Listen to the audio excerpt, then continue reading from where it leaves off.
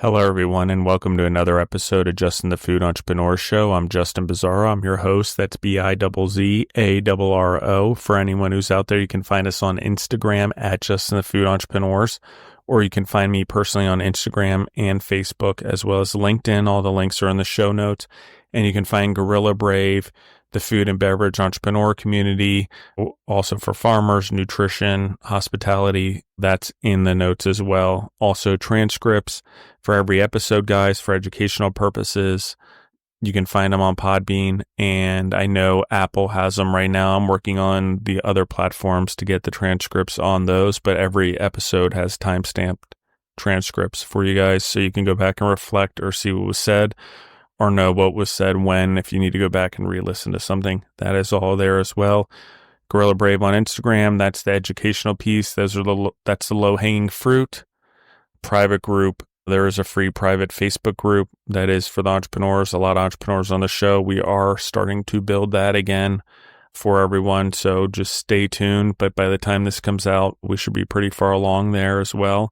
Networking events, summits, all of those too available at gorillabrave.love for everyone. So that sort of directs everyone. I won't waste too much time talking about it, but Gorilla Brave has all that information. It is that community. It is out there for everyone. Most of the information is free as we get into the elite levels, the trainers, the experts in the industry, the private time, all that is a different level. That is the elite level. So, but it costs money to bring in the elite trainees from the food business to train everyone. So that's part of what it is. And then all the resources to manage all the groups. So that is there. It is out there. And then the other question I get, yes, all the entrepreneurs come on here. They talk about their businesses. Most of them are investing in the future in their brand. They're also knowing that what they've been given came with the help of others. So they're giving back to help others. So that is part of the show. That is part of life. We go a lot further when we give to our communities, when we give to those around us, and our businesses are a reflection of us doing that. So anyway, with that being said, I have Brandyn back from Oh My Burger from sunny California. How are you doing today, Brandyn? I'm doing great. Thanks for having me back. Yeah. Okay. I don't even know where to start. Let's go. It's been over 2 years since we recorded, or roughly 2 years. Let's talk about the business again. Let's refresh the audience a little bit. Let's talk about how you got started in the burger business, how you got started as a food entrepreneur. Okay, so I was working for Sprint, the telephone company, and I wasn't getting promoted the way I thought I deserved to be promoted. So started having little parties at night sometimes, and we always needed food for the parties. So I started whipping up different things in the kitchen, and the burgers were a hit once the burgers came onto the menu. So there was a little spot in the neighborhood that I grew up in, and it was available for lease. I had no prior food knowledge or experience and never worked with food before besides cooking at home.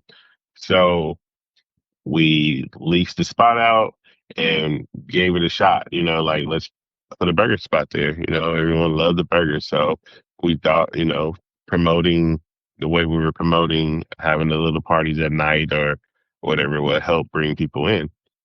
But that's exactly how we started On My Burger. And it started as a family operation, which now it's just me, the sole owner and operator of the business. Uh, what else can I say about that? Well, I mean, let's talk about that transition a little bit. So, I mean, was there a group of you initially, and now you've acquired full ownership? That must have been a transition. Was that what happened there? So it was me, my ex-wife, and her mother and father as well. Yeah, it gets a Uh, little complicated. It's a little complicated. yeah. So her mother did pass, and then when me and my ex-wife divorced, she didn't want anything to do with me or the business. Pretty much, she just walked away with it, and I had to end up paying whatever I had to pay to, succumb everything, all the debt and everything. So that's Okay, how I became the sole owner of let's the talk business. about this a little bit, because at the time, before that happens, you have goals of growth. You have ideas of other things, and now all of a sudden you got to turn around and almost look backwards in your life. And now the money you were going to take to grow, you've now got to reinvest in your business by taking control of your business, for lack of a better term. So true. So it was around that time that I was getting a divorce. I had got approved for SBA financing pretty much, So God yeah, it works in was funny ways. It's funny. It's like, yes, I got approved. Oh, wait, it's to bail me out, not to move forward. exactly. So my goal was to expand and open another. Right away. So in return, I end up having to uh, pay my ex-wife as well as whatever little money that I did have left over. I did do a remodel of the current restaurant, and still to this day, I'm still branding myself. So I'm branding now. We're having our own packaging made with our branding and logo. So our cups, our burger boxes. So that's how I had to pretty much, instead of opening up a new restaurant, I went back and I branded the current restaurant so I can move forward correctly instead of opening up another restaurant and moving backwards. If that makes sense. I think God gave you something really great here, because if anyone who listens in the audience, we've done quite a few episodes with Chicken and Waffles out of Kansas City, and he franchised and he grew quickly, and then he had to retract all of it. And now he's rebuilding corporate stores, rebuilding his branding properly, streamlining menus. Like, there's a lot that went on that he moved quickly. And for him, God said, okay, well, you need to go back and do this first. In your case, it looks a little different, but it's still the same, because the branding of the business, the foundation, wasn't ready yet for scalability. Exactly. So I could have did the same thing. I probably signed up with the same franchise creator that Chicken and Waffles did. I think I did actually. Yeah, I'm So thinking you did too. I think yeah, and I did everything that we needed to do to become a franchise and Big Apple company. Bodega, yeah, they did the same thing. Go on, though. Yeah. And I just thought, you know what? I'm not ready. I think everything about the business will change. And once it changes, I think I will lose some of our core values of what we stand for. The quality, the expectation of what we're actually doing will change if I just branch out so fast. So that played a big role in actually not wanting to do franchising anymore. It's not even on the table for me at all. Yeah, the day this comes out, actually on Gorilla Brave, I just posted about franchising and branding. Gosh, this is one of the craziest things. Strong brands matter, and sometimes strong brands take time. We use Shake Shack as an example a lot because it escalated and blew up across the country so quickly, and they were able to franchise and grow corporately and menu and all that. But everyone minuses the 20 some years of experience in hospitality, the years it took building his other restaurants, that he just did something for his community by putting a burger and French fries on a cart in a park, right?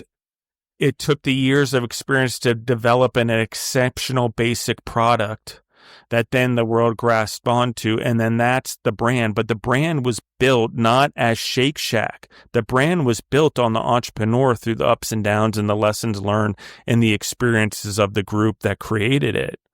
And they couldn't have scaled, they couldn't have built it if they didn't have the expertise they did. And if they didn't have the finer dining, what I'll call finer, not maybe fine dining, finer-ish dining experience, you would not have the service and deliverability to complement the exceptional burgers that make Shake Shack more palatable at a higher price point for everyone, because there is that higher level of ambiance and service related to the way they do burgers. Okay. So that's what you're learning here. You're branding, you're building the brand, because the brand has to stay foundational. Why does that matter? There's plenty of franchises that grow quickly that the brand's not strong enough. They become so easily imitatable. And that doesn't mean that they're ever the same as the entrepreneur who started them or whatever. But if you grow too fast, the brand's not strong enough, it doesn't establish enough grassroots loyalty, it's very easy for someone to steal that fan base. Oh yeah, for sure. So So for me, it, go it on. means a lot more because of the passion that's involved and all of the hard work and dedication that I put into this brand. So for me to just turn around and just franchise right now, and I know for sure down the road I will be backtracking. I don't want to do that. I want to be able to give an exceptional product at all times. So I would rather have everything in place totally across the board and not have to go back and redo everything again and start from scratch again. So the quality of our product definitely has to shine. So I just can't take those back steps anymore. I want to be able to be perfect and move forward from there. What's the learning curve been like for you overall, not only the last 2 years, but you talked about not being in the culinary space, then going into the culinary space. There's a learning curve there, health codes, building, designing a restaurant, training employees, leading a team, all of the above. Let's really dive into this, especially over the last 2 years as you've sort of truly burned the ships, for lack of a better term, behind you, and it's just you now leading the troops. The learning curve has been, as far as the food goes or like actual in the kitchen, um, I won't say it's been easy, but there's industry standards that you just follow and respect, once you have the passion for it. But as far as when it comes to like the health codes and different things like that, I just learned something new 2 weeks ago. We have a soft serve machine, and the county of Los Angeles wants me to have my soft serve machine above a kitchen floor drain, right? In our establishment, we only have one floor drain in our entire kitchen. So it's going to be very hard for me to put this soft serve machine above where my drain is, right? So there's always something new that I'll learn pretty much. But every week we go through a team meeting pretty much, right? And I bounce ideas off of my employees, even the manager, and I learn something new from each individual that has came from another restaurant. So the learning curve will always be there, I feel like, when it comes to hospitality. You just have to be able to be understanding and hear others out as well. Don't be big headed and think just because someone works for you, they can't give you any advice as well. As far as, did you mention growth in there as well? Yeah, growth, absolutely. Uh, Yeah, you. growth. So, wow, I did a big menu haul, or I should say, we changed the menu drastically. January 1st, I released the new menu, and I have like some value meals, like something you'll find at a fast food place, like a McDonald's or so, right? And those items have taken off to where I didn't, I put them there for a reason, but I didn't know that they would sell so well and that it would bring in the profits are so much more than, I expected them to be, I should say. So changing the menu and creating a different atmosphere inside the building itself has increased traffic, as well as my social media presence, actually showing my face, showing myself, and also not just making food videos or advertising food photos. I'm doing short films now that's advertising the restaurant and myself.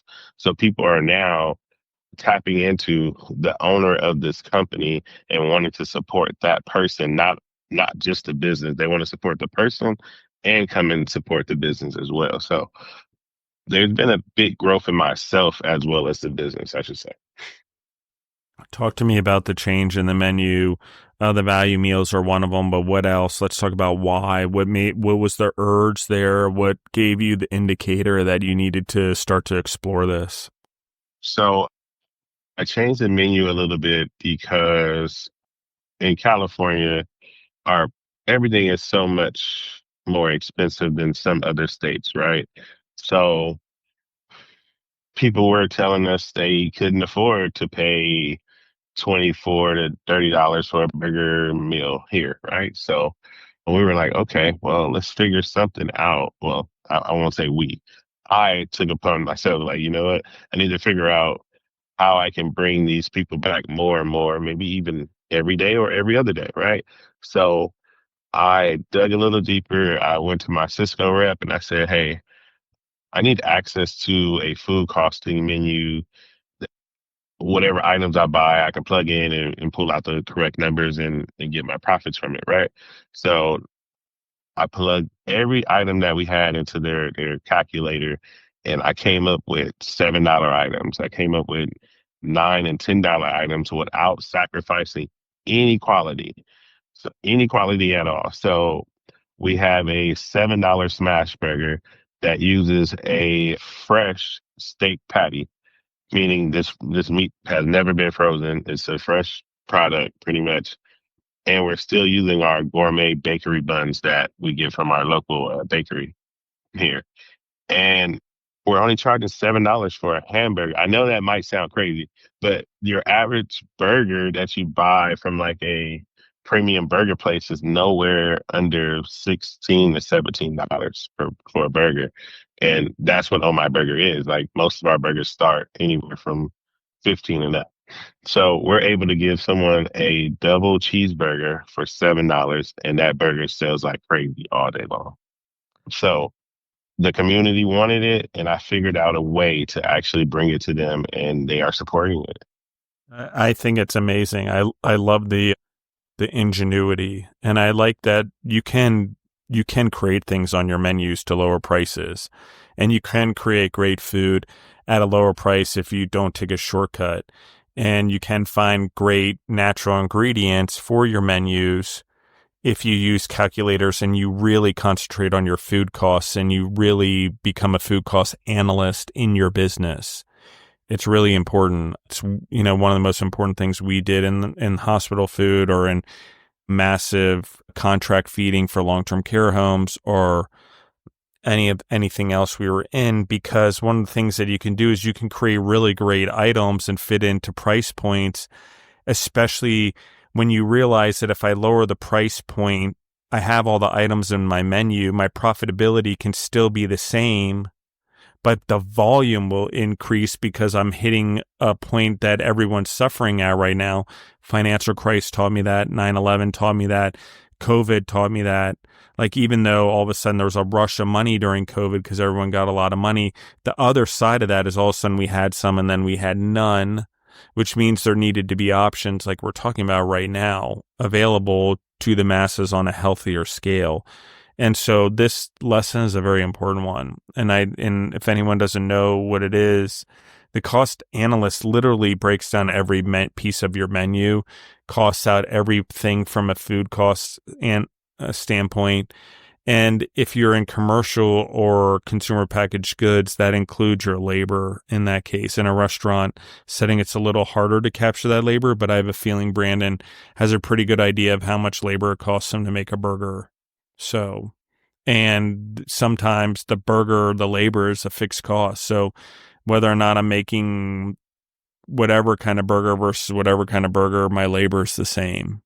So that's just a shortcut for everyone, and figuring out those costs and compounding them and using it to build menus, using it to predict scalability or franchising. It's important. And let me talk about the other thing. I'm going to anchor on this. The reason it's important to slow down at the beginning is this, okay? Crumble grew across the country. It's $1 billion company. Their sales are down lower because it's not a fad anymore. But the problem is they never truly established themselves with a unique product that was true to their brand, that everyone would recognize. Not a character, not a mascot, not any of those things. Okay. So the problem is when you grow that fast, there's no core values. There's nothing where we're talking about foundation for scalability. And then there's not the star of the show. Okay. There is no Michael Jackson without the Jackson 5 first. Why is that important, everyone? Because we are formed in those relationships. We are formed in those harder years, and we are formed in our peers and in our groups during those times. Now, how we catapult ourselves out has to do everything with ingenuity and the willingness to grow and learn. And not only grow and learn, but grow and learn and teach others. Because if you filter it through this simple thing as an entrepreneur of how do I teach what I'm learning right now to others, you are leap years ahead of the rest of the world. All the rest of the world is very eye focused on what can I learn, but that's not for me. I'm just a vehicle of knowledge to pass on and export to someone else or some other part of the world.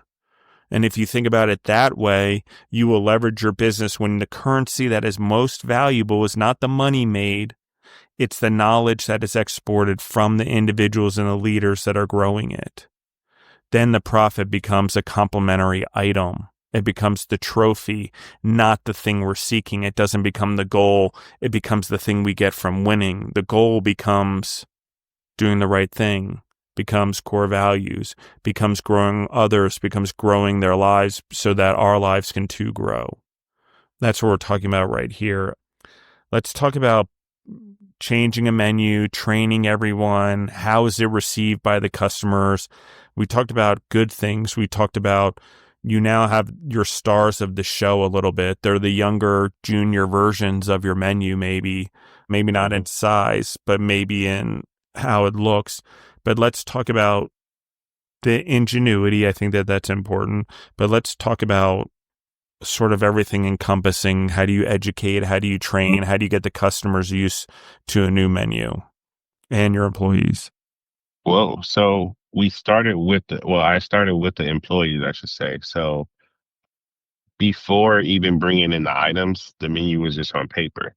So I let them see exactly what we will be using and buying to make these items, right? So take one menu item. Let's go with a burrito supreme, a mini burrito supreme. So I listed every ingredient that goes into this one item, from lettuce, pico de gallo, the meat that goes in there, sour cream cheese, right? I showed them the portions of how much goes in each one. So that means I needed to buy a scooper for each item that goes in there. So I needed a scoop for the meat. I needed a 1 ounce scoop for cheese. I needed a 1 ounce scoop for pico de gallo. So all of these new menu items came with new tools and new training and a new menu packet for each employee to study before we even release the menu items. So the next thing after that was actually, now let's make these items. Let's make all of the items. And then after we make them, let's do another day where we remake these items. And in this day, I'm not here to make them with you. I want to see you all make them. I want to see the presentation. I want to see if you remembered what went into these items, without that menu packet in front of you. So once we actually got all of that down, that's when we actually released the menu. So the menu was actually created in November of 2024, but it took us to January 1st to actually release it due to the training, due to actually making sure we can actually execute these items correctly. This is great. Let's talk about your customers. Like, you obviously marketed, advertised, talked about. Actually, hold on. I'm going to pause on this question. I have something I need to anchor first. Mm-hmm. One of the things that I like about what Brandon's doing in the audience, I want to speak out into it instead of directly to Brandon right now, and why the constant focus on him, and he'll testify to this. I constantly am asking him to be back on the show. Why is that important? Why do some entrepreneurs I focus on more than others? Why do I find the ones in the first place? Okay. Because in the world that we live in, where we've now become so brand focused, including our personal brand, okay, that's our character, okay? And in a lot of cases, what we're doing in personal branding is we're trying to reflect a piece of our character versus the whole thing. We try to hide, or if you want to go first for Old Testament, Genesis, first book of the Bible, we're hiding. We're afraid of being totally naked with the world, even though we're trying to build a personal brand. but you can't build it if you're not honest with the world. Okay. Like when people talk about authenticity and vulnerability, what we're doing is we're really just stating something that happened in the Old Testament, which is we need to be open and honest with the world. And it's okay for the world to see us naked in our imperfections. Okay. Why am I saying that? Because what happens is when we admit our imperfection as individuals and as entrepreneurs, the things that we can create with teams is close to perfection, where no business will be perfect. We have the chance to build teams that have members with imperfections, but their strengths can add to perfection. A shutout in a soccer game and a football game is perfection, ladies and gentlemen. It is where a team, even with mistakes along the way, still wins the game perfectly to the rules of the game. That's what we're talking about here. Even with imperfections, we can win the rules of the game. As an individual, it's less likely without fellowship. Okay. So when we're growing the individuals around us, the leaders around us, that helps us limit the liability of that on a non-tangible level. On a non-tangible level, someone has to be the star of the show. And we live in a world that's about show business because personal branding and our businesses are so outward facing. Okay. We can have the best hot Sunday. It can carry us forever. We can be a Nathan's hot dog that carries us forever. Those are great things. Okay. At the end of the day, everyone still knows Colonel Sanders started a business in his maybe 60s and became a billionaire still by the time he died, even though he was a failing entrepreneur all the 6 decades before that. Why is it necessary? A star has to be born through the forging. Then a star creates something out of the forging, out of all the lessons of the failures. That's something that's great. That's why I've asked Brandon to be on the show. Okay. That's why he's here. He's being forged. 1, 2, he understands the show business is part of it. That's why there's so many Nashville entrepreneurs on this show. Because the future has to do everything with not only the food being front and center, but the entrepreneurs being front and center of their businesses. People want transparency. Why? Because it leads to honesty, it leads to relationships, and people want long-term belonging. We just went through a dark age where we were separated.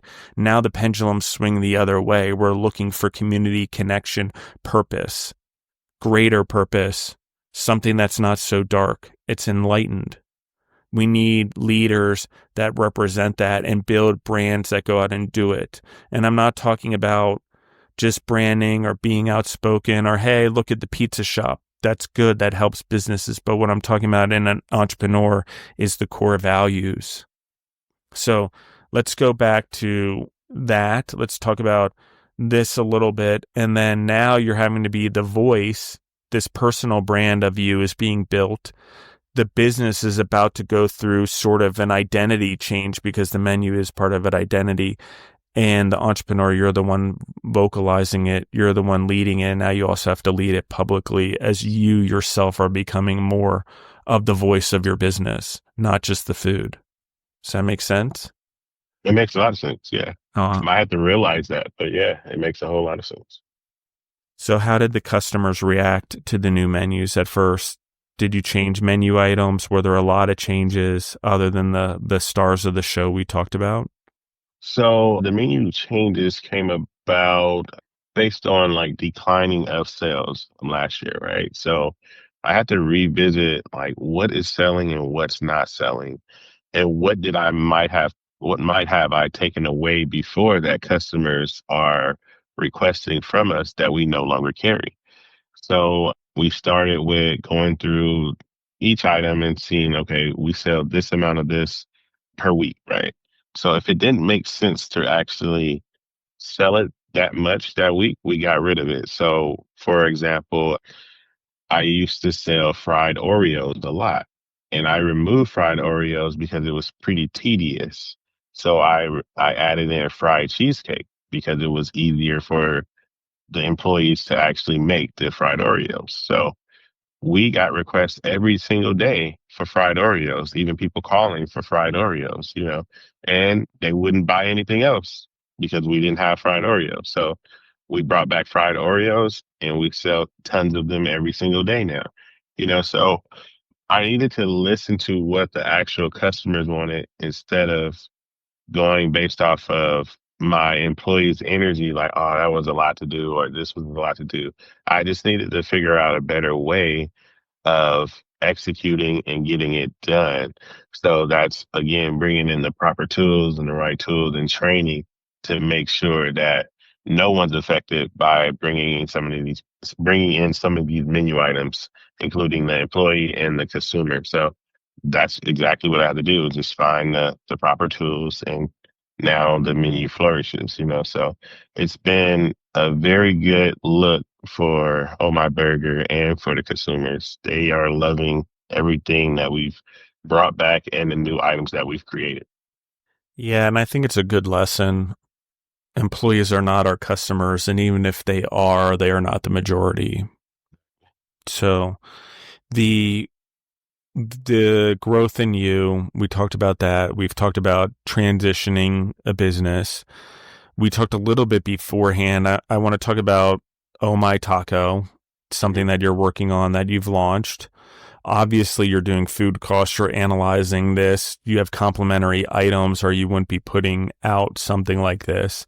Let's talk about Oh My Taco. Let's talk about the development. Let's talk about it sort of the same lines that we're talking about here. You're having to train a staff. It's an additional menu. What does all of that look like? So that was pretty major as well. So creating a menu specifically just for another business to run out of the same operations as Oh My Burger was a little challenging. So we pretty much used what we have in store for Oh My Taco. We didn't bring in anything new. We just tweaked some of the items. So, for example, we have pastrami, we have chili, and we have cheese for Oh My Burger. So we incorporated a pastrami chili cheese taco for Oh My Taco. So we cross use every ingredient from Oh My Burger to Oh My Tacos and just made a menu out of it pretty much. So it's available only online for like DoorDash, Postmates, Uber Eats, and Grubhub. So it's really an online delivery company, I should say. So most people that order online do not know that it's coming from Oh My Burger. It has its own separate logo. When the drivers actually come to pick up the food, they're so confused because the sign doesn't say "Oh My Taco" outside; it says "Oh My Burger." So it's a trial test run kitchen concept at the moment until I actually find a location that I want to move forward with and actually open up a Oh My Taco. The branding and stuff, all separated, I assume, all logos, everything. You've started to develop that. What was that like? Because you're now building another brand, right? You're trying to establish another brand within a brand, basically, for now. Exactly. So yeah, even our stickers for our bags, or if someone orders a drink from Oh My Taco, it'll have its own sticker for Oh My Taco. So yeah, building the brand is a little bit, it's work, I should say. Especially if you're already knee deep into another brand and you're adding something on top of it. And I don't really have so much help as of right now. So me doing all of this and, making sure I stay on top of everything else that I need to do, it's a little challenging at sometimes. And, sometimes things get left behind or discarded until later because of lack of help at the moment. But I love it though. I wouldn't trade it for anything in the world at all. I like the challenge and I like what I'm actually able to do. I would have never thought that, I could be a person that can run and actually create and manage all the stuff that I do every single day. Let's talk a little bit about, I think the first fear that probably goes through any entrepreneur's mind is my staff has trouble managing one menu, one business. How do I manage two at the same time if I do a ghost kitchen like this? In this scenario, this is a different type of ghost kitchen than going into a ghost kitchen. I just want to emphasize this for everyone. This is complementing a brick and mortar establishment, right? This is something you're doing, and you guys are already paying the employees, you're already paying the staff. Everyone's already there. The building's already paid for. Just so, all the fixed costs are still there. He's adding something to complement what's already being paid for. Employees, they're already there no matter what.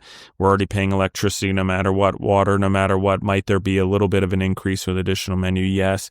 But do you have to worry about the inventory? No, because it's complementary. It's the same items. So let's a little bit, there's all the pluses, but I think everyone still gets anchored on how do I train the employees to manage two different menus and keep track of two different stickers, two different brands when they have trouble keeping track of one? How did you do it? So tools and having things in proper places, and automation. So, for example, how do I explain this for when orders come in? So we get a order for Oh My Taco. It's populated to all of our kitchen display screens. So none of the staff members that are cooking the order knows that, oh, this is specifically for Oh My Taco until they see some of the menu items that are on there. So once they see, okay, there's a pastrami chili cheese taco, they know that's for Oh My Taco. But the cashier or the front of the house person knows because they receive a receipt that says this is for Oh My Taco. Make sure we are labeling this bag correctly. And we already have cups that are already stickered just for Oh My Taco. We have bags that are already labeled just for Oh My Taco. So it is part of the daily routine to make sure we are prepping certain items just for this and certain items all day long for Oh My Burger, So there's a little bit of a separation, but it flows very well once you have all the tools in place just for that. Amazing. I love it. What was it like to launch it? Obviously, orders didn't take off from day one. How do you market it? How do you get the news out there? How do you get people buying something that sort of doesn't exist as a storefront? I first started advertising or collaborating Oh My Taco and Oh My Burger together on Instagram and TikTok. So there would be a items that we didn't carry at Oh My Burger. So I would make an Instagram post from Oh My Tacos and I would collaborate with Oh My Burger pretty much. And now that sends that post to the 100+ thousand followers that Oh My Burger has. And it gains traction to Oh My Taco gains exposure from that, So that allowed the social media clients that we already have to see that we have other options that they can order online from from this other company. That's how we initially started to receive business. Amazing. Do you collaborate with others? Talk to me about that. Influencers, Instagram, all that stuff. Talk to me about managing all that because that's become a major part of your business. I know you're managing it. I can tell it's become something you do on a daily basis. How are you handling all of that? Because it's a big part of your popularity. Yeah, it's a juggle, but I don't mind managing it. Hey, I do a lot of scheduled posts. So if I'm laying in the bed sometimes, I might schedule 2 to 3 posts out for every other day, So, but now I've kind of strayed away from just food content. So I created a production company called Oh My Movie Productions, right? And all of this will be based for anything to do with Oh My branding, pretty much. And I've been creating short films for the restaurants. So they might not look like they're just for food advertisement purposes, but once you really pay attention to what's going on in these short films, you'll see this is creativity and marketing to another level. It's not just food focused, but it's about the food and about the brand. And I really been heavy into that, and I like the way it's heading, to be honest. Waiting for oh my thigh so I can get like some chicken. I love or oh my chicken. You've talked about it, but the oh my thighs, I love the sound of it. But anyway, either way, what you're doing is well thought out, and it's another reason that's on here is there is infrastructure being built, guys, and just because concepts don't look the way we want yet, or we're not sure why we should build this business concept, there's always avenues for it. If we're thinking about it and we're there, there is a true saying, if we build it, they will come. Well, the thing is if we don't build it, there's not pressure to get it to work. I'm just going to say that to everyone. Once we make that initial step, we take that leap, even if it's expanding our business or an oh my burrito or an oh my hot dog, whatever it is. The initial step every time Brandyn does this is that he's expanding, one, his education, himself, his capacity to grow. Part of this is over the last 3 years, we go back and listen to the episodes. Not only has Brandyn grown, but the thing that's grown in him is his capacity to grow. He's worked that muscle, the creative muscle. He's worked it. That's what led to this. He's working them. So, that's just an anchor for the audience, but we're talking about the same muscle that's creatively starting to lay out what we would call a business foundation, which there's multiple pieces of your businesses. There should be vertical and horizontal integration. We talked about it in hot sauces. You're in the hot sauce business, you better get in the restaurant business because you want your hot sauce to really take off. There needs to be a place you can sample your hot sauce and people are going to pay for it, not you giving it away. Same with barbecue sauce. It's just not enough anymore just to be on a shelf. You've got to be the star of the show. Mm-hmm. Let's talk about strategy. Let's talk about forging. We've talked about Oh My Taco. We've talked about Oh My Taco going into a new space eventually. You're strategizing. You have Oh My Movie, I think you said. All of this is starting to come together. Where is this leading to ultimately? Or at least for now, before you have to pivot again. I feel like it's what you keep speaking on. So all of this aligns with people recognizing who's behind the brand, and me getting myself out there more publicly will grow the business more than I can actually grow it. More people are now in tune with people other than what they have going on in their lives. Hold on, but did I say that properly? Let me see. More people are in tune with being in someone's life than rather the business. So if they know that Brandon's the owner of Oh My Burger, Oh My Tacos, why not put Brandon at the forefront and let Brandon do a lot of stuff so people can see what goes on in his life, and they'll be more willing to support him and the business at the same time, if that makes sense and answers your question. But but I Yeah. feel like me showing my face more and being more active across the board everywhere will bring people in to want to say, oh, I wonder if he's there today. I want to go by and maybe I can meet him. Maybe I could take a picture with him. I supported Brandon and I supported Oh My Burger, Oh My Taco, and maybe I can get in a movie with him. Whatever it may be, I'm just saying. But I think more people are now in tune with people versus the just I was Yeah, people start calling, look, it's Oh My Brandon, exactly. And So, that's my social media handle. Oh My Brandon. I had to brand myself as the Oh My Man. So Oh My Brandon just fit perfectly. yeah, I like it. This is strategic, guys. It's very well done. It's very well done. And all of the products stay within a core. It builds on who he is. It builds on who he's become. Who little did he know that when something was wowing about a burger and naming the company, that it would ultimately become him that we would all see, right? What I'm talking about, guys, is I've been witness to Brandon's testimony, which is a test of his forging into who he is. Oh my, is that in every sense of the word. That's the brand now.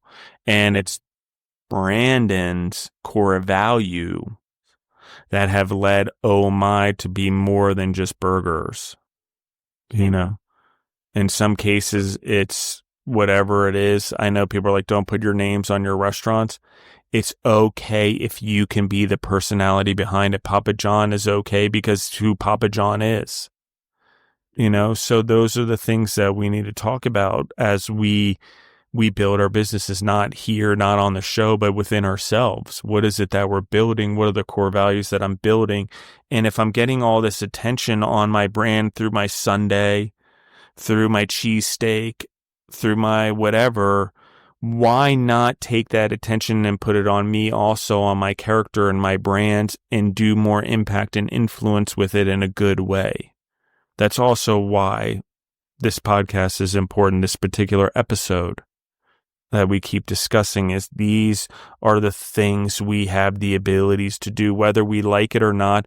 The seed that was planted in us to be entrepreneurs, particularly in food and beverage, in nutrition and hospitality and farming, is we touch the lives of more individuals than any other human, and the animals on this planet and the plants on this planet, more than anyone else, by being entrepreneurs and serving the very food that we consume all the time, the animals consume all the time.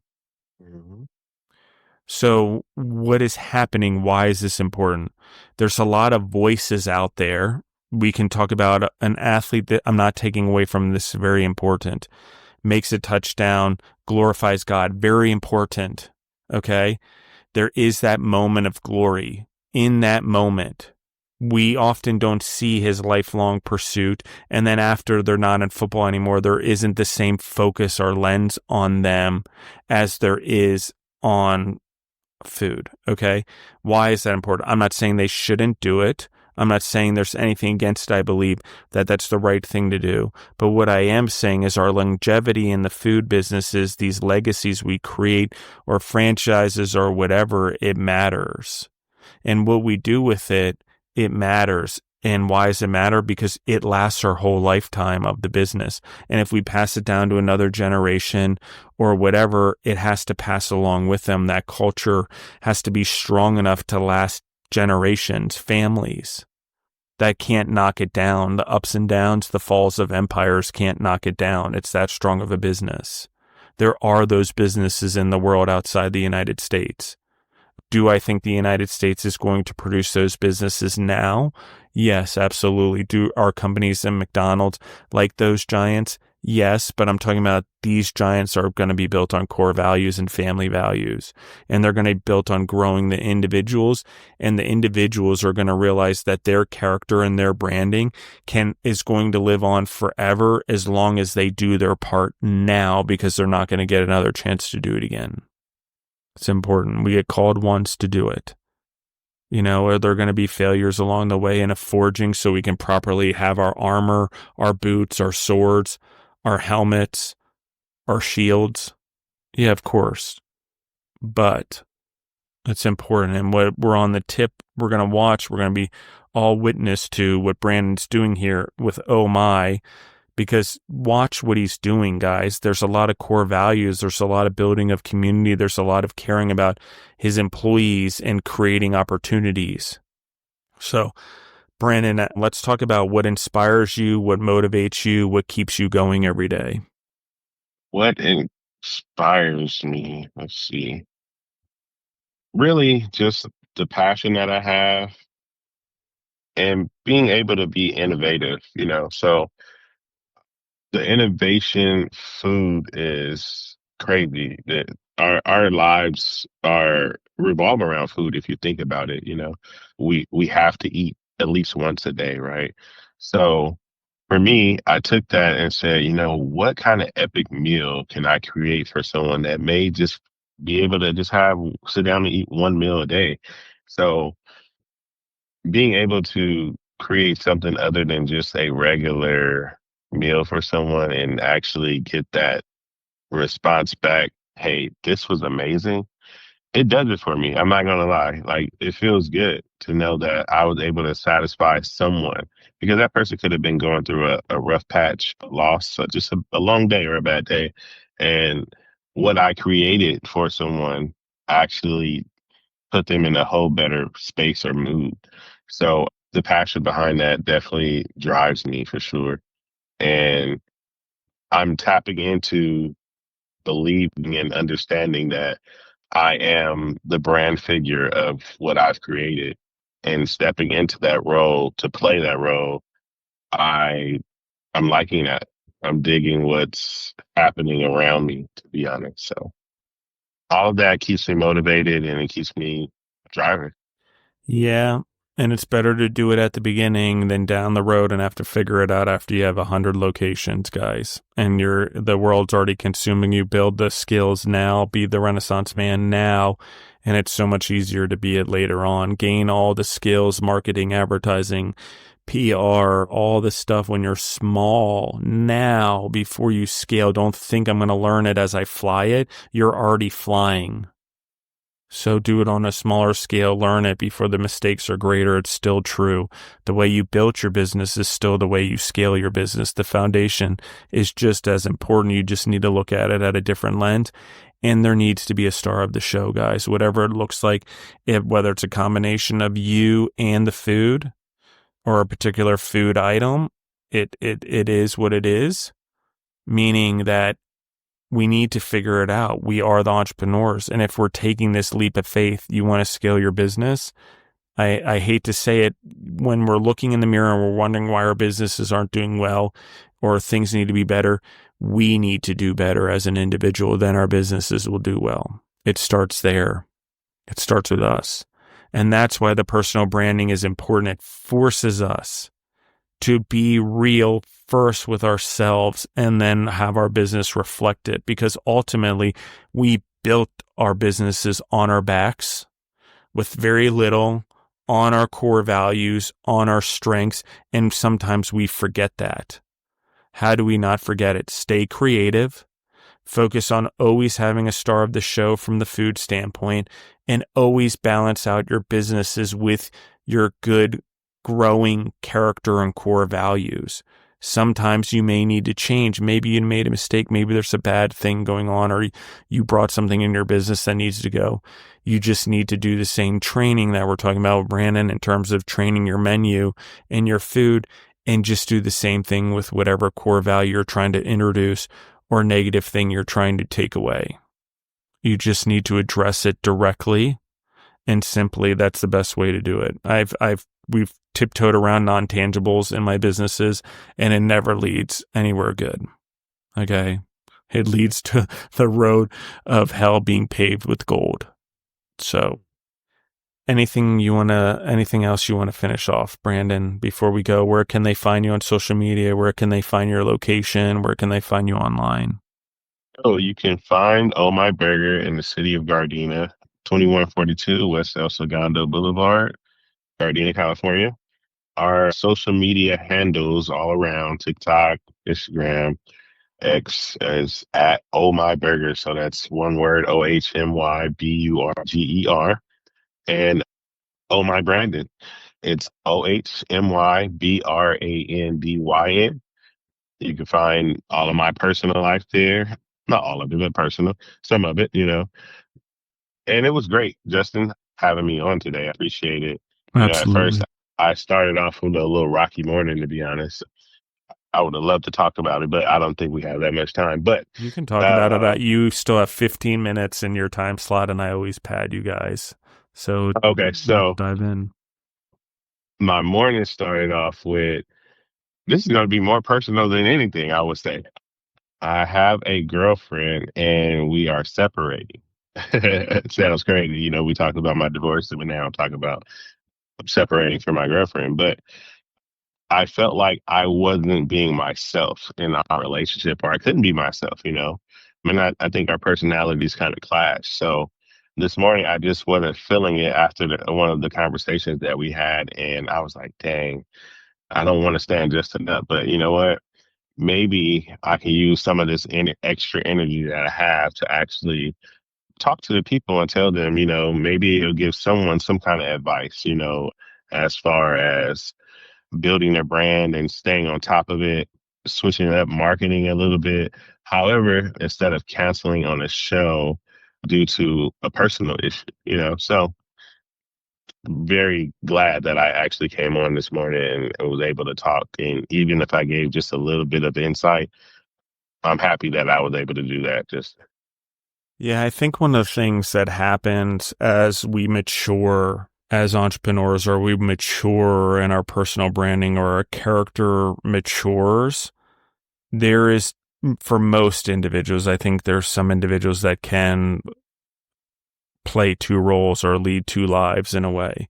What their home life like is not what their businesses represent or they represent publicly. I don't know how to do that, but I do think as a mature entrepreneur, as life goes on, we understand that how we do one thing is how we do everything, meaning this, the more we can align our core values, our servitude, our obedience, our discipline to all parts of our life, our exercise, our home life, our business, our community, etc., the better off we are, the better off our businesses are, the people we lead, the better off they are, because we're emulating what it takes to be successful and be a leader. Okay, on a universal level, money and everything comes later. First comes the universal win. That's what we're talking about here. And in relationships, when we are torn, where other individuals can be like, okay, like this is who I am with my wife. This is who I am at work. This is who I am with my friends. And they can compartmentalize a little bit better. As entrepreneurs, that's not effective in growing businesses or lives or legacies or other people's futures, since our dreams are big enough to fit everyone else's in them that work for us. That includes our families, their kids going to college. That includes them going to college, maybe themselves, or them becoming entrepreneurs themselves.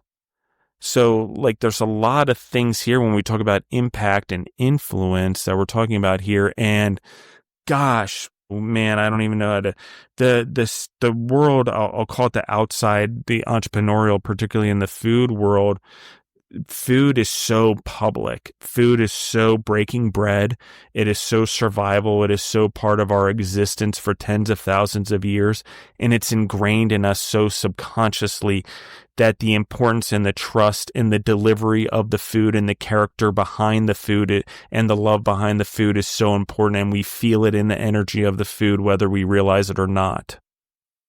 So why do I say this? Because when we as entrepreneurs have this thing where we're like, God, family, business, okay, our family needs to come first, but at the same time, our family is our business, and families are affected by this decision. And if I choose one, I affect many, possibly a community, possibly a future, possible God's plan for his kingdom, possibly the impact that I'm going to have, legacy not only on my own, but everyone else's family. And if I have the talent to create jobs, it is not a talent everyone has. So to walk away from that, guys, you need to think about what you're walking away from. And I understand, but one is a selfish decision. And one is, should we blow up our relationships for business? No. But at some point, the businesses and the characters and the employees and everyone in them can't be torn. How do I know this? Because I've made these decisions at the wrong time, too late in my life, right? And it's cost me businesses, or it's cost me relationships, or people, my relationships were also part of my businesses. So how, why am I saying it?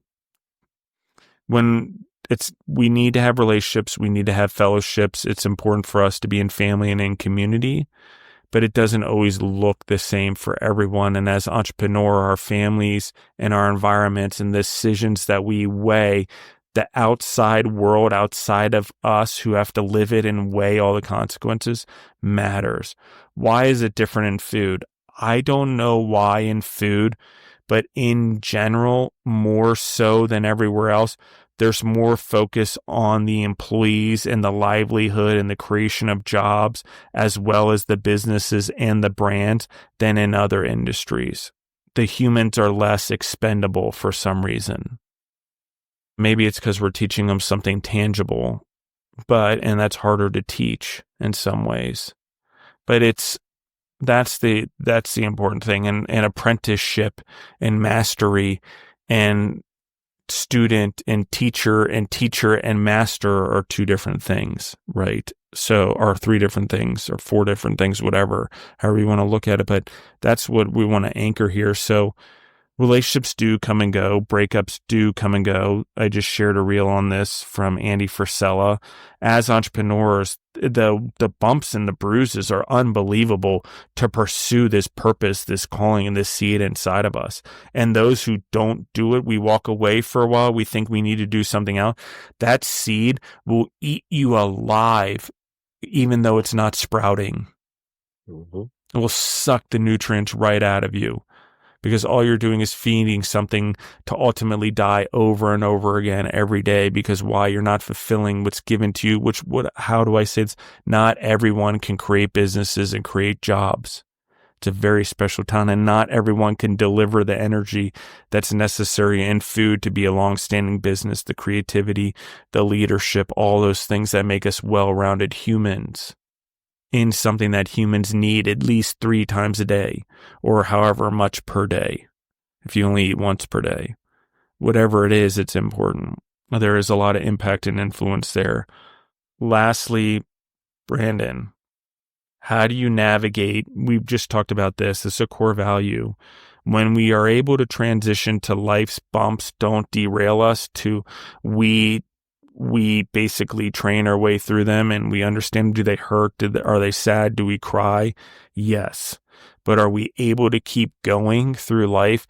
That's part of what it means to be a strong entrepreneur. And if you don't develop that at the beginning of your business, life will teach you it on a much bigger scale later on. Of course, I feel like you have to stick to the plan. If you don't stick to the plan, you'll be derailed and your emotions will overwhelm you more than anything else. So if you have those goals at the forefront and you know what matters the most, you rock with that and you keep moving forward. There's always going to be losses, and that's going to be in business and in your personal life. So just being able to handle those things and continue to do you, and making sure the people that you need around you are good as well, you won't fail. You will not fail. I love it. I love the branding. I love branding, Brandon style. And, and just so everyone knows, type in Brandyn Powell. It is BrandynPowell. You will find him on all the avenues. It does link to him. Why is these things important? Why is the other thing that this is important, guys? Because we live in a world that has multiple touch points in marketing, advertising, PR, branding, all of those things. It's important that we as entrepreneurs fill part of those touch points as individuals, and our businesses find other touch points. What's also important is that we have creativity and diversity in our businesses or in things that become touch points. It's always important to be creative. Brandon's talking about that now. The creativity is starting to come out of him because he's able to work on his business, not so much in his business, as he's been able to grow. And guess what? Now the buck stops with him more than ever. He's the captain of his seas. So anything else, Brandon? Any burning desires to say anything? Love yourself and love what you do. That's true. If you can't first learn to love yourself, you're going to have trouble loving others for sure. Yeah. So thank you guys. I love you guys in the audience. Keep sharing, liking, commenting, sharing the episodes. Entrepreneurs that can help grow from it. Pass it on. Entrepreneurs that want to be on the show, yes, you sign up. There's nothing involved in it. It's just people sharing. We're just having conversations here to help grow the world ahead of us. We're giving back for what has been given. We're helping grow and pollinate the seeds of those out there that maybe have seeds similar to ours that have been planted, and they don't know how to make the leap. They don't know how to find their purpose or what they're good at or what business they should start. Sometimes we don't know. Sometimes it's sitting right in front of us, and it's the analogy, and I use it all the time. I'm staring into the cupboard and I can't find the Twinkies. Where are the Twinkies? Where are the Twinkies? Where are the Twinkies? You didn't buy the Twinkies. Why are you not? It's everyone else's fault. And she walks right over, grabs the Twinkies, which are literally probably 4 inches from my eyeballs, and hands me the Twinkies. And I did. Meanwhile, I've embarrassed myself. I've reacted. In my reaction, I've blinded myself because I've so convinced myself they're not there that I can't even see them right in front of me. You know? So it's important that we open our eyes, guys, through these episodes. It's important that we see maybe the idea that's right in front of us that we're not seeing. So listening to the episodes, hearing other entrepreneurs, how they got discovered on things, how they knocked their head on the proverbial toilet and came up with the flux capacitor. Like, joking aside, that's kind of sometimes what happens. In the star of the show burger, in this case, or the star of the show that comes off our menus, let the audience and the customers decide. If you continue to decide you only have one customer to you, let them decide. We heard about the Oreos. Let the customers decide the business. Let them be a part of the ownership of your business. Chicken McNuggets came out of nowhere in the 80s, guys. McDonald's invented them. Talk about a game changer on their menu for kids to snack in a car and parents not worry about burgers and ketchup and everything flying all over the car. Who was it really marketing to? Well, chicken maybe needs to be sold. It's a cheaper protein, save money on the menu, but more so it's a portable food for the Happy Meal at the time, so parents could be on the go for the growing highways. In the 80s, we started growing and moving more than ever on the road, airplanes, trains, automobiles. So creativity is important, and the star of the show, you never know. Now there's how many different McNuggets that each have a different character. They just did a whole Happy Meal around them last winter, not this past winter, but the winter before, on those.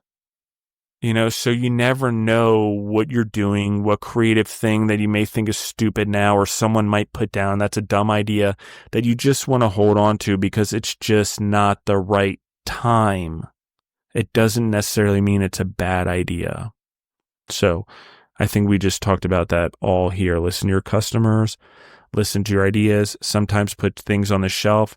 Then when you put them on the shelf, realize you hear the audience still asking for them. Put them back on there. Stop. Why resist?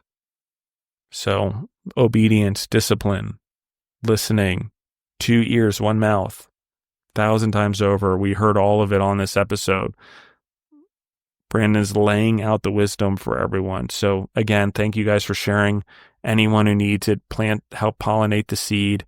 I got a little long-winded there, but I think everyone gets the point. It's important for us to do our part. And if your part is not the entrepreneur, pass it on so an entrepreneur can grow from it and they can be pollinated. So if you're listening in, it is free. Pay the dues. Do whatever. Help someone out. Do your universal good and spread Brandon's story, his core values, help others build the right businesses from day one. If everyone built businesses with the same core values from day one, the world would be a better place, wouldn't it? So why not share it? Why not go follow him on Instagram? You're in California, in Southern California, go eat at his restaurant, right? I'm serious, guys. It's not just something to watch. This is not a spectator sport. Food is not a spectator sport. We get to do it every day. We get to go live it. We spend our money. We vote with our dollars. We vote with our likes. We vote with our shares. We vote with our comments. So I hope that gives everyone inspiration today to go do more, be more. We're all in a bad circumstance right now, but we have businesses to run. We have businesses to create, and more importantly, we have businesses to create that create jobs and livelihoods and dreams and fulfill them. Who knew that was possible? Thank you, everyone, for listening in. I love you guys. Thank you, Brandon. I appreciate you big time. I appreciate what you're doing for the world, not only for coming on the show. I think it's a big deal, and you're leading by example, and that's really important. So thank you again. I love you guys, and we're out.